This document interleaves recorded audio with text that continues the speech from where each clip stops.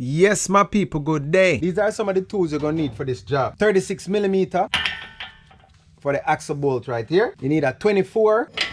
I have it as a swivel socket because I'm undoing it from the strut.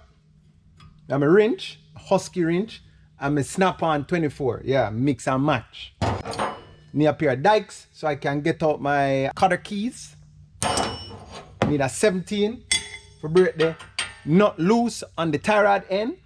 You need a specialty tool called a BFH. You need a pry bar, but this is to get the axle out from the inside. We'll use it later. 12mm snap-on. Is it snap-on? No, Matco.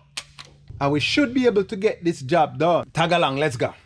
First thing I jump on is the axle nut, break that loose with my Milwaukee. Then it's on to the 24mm bolt and nuts that's holding the strut to the knuckle. Get that done. Then I get the cutter key out for my tie rod. And then I get my BFH.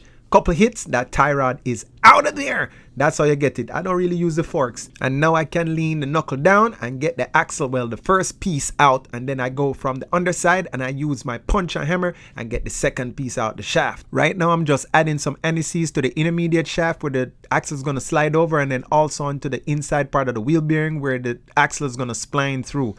I always like to apply anti-seize there because these areas are prone to getting rusted and frozen.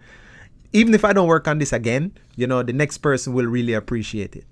And yes, my people, new axle install. Yeah, man, wasn't too difficult. Thanks for watching, man. Have a nice day. Bless. Yeah.